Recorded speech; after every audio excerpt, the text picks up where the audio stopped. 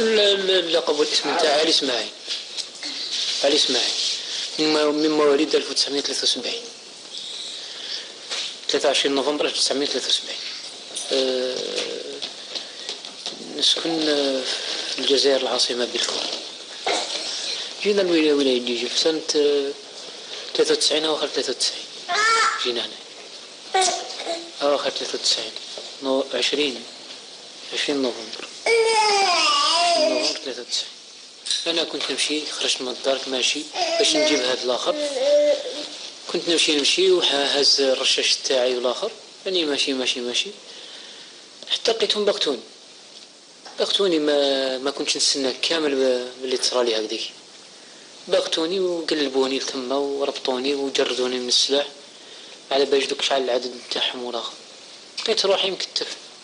كانت معي هذه الطفله الكبيره وبعيده عليا يسمى في مكان، نخليها في مكان هكذا. سالوني اذا كانت تعيط لها تجي ولا ما تجيش، قلت لهم ما تجي. قلت لها يسمى روح جيب امك وخاوتك وروح. راحت جابتهم وجات. عمري ما كنت داير يسمى السلاح ديالي في يدي ويشدني العسكر هكذا. عمري كنت داير روحي نرمي. درك يسمى راني نشوف عاملونا ما شاء الله معاملة حسنة، ما أذوناش الدراري ما شاء الله.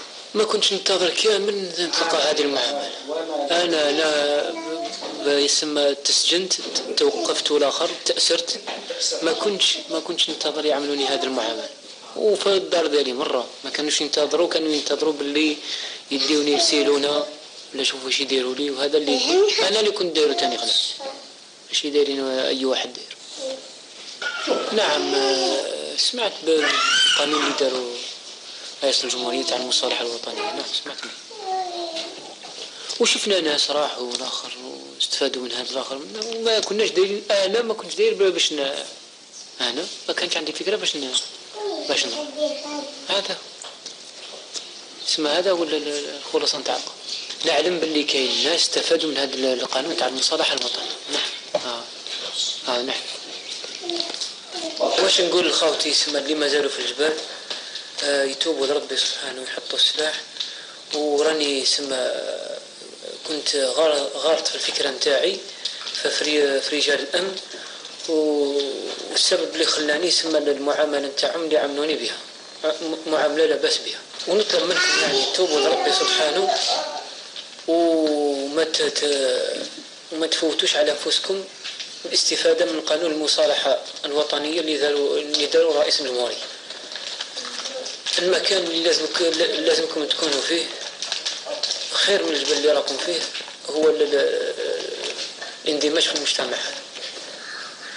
الحمد لله على كل حال رانا لاباس.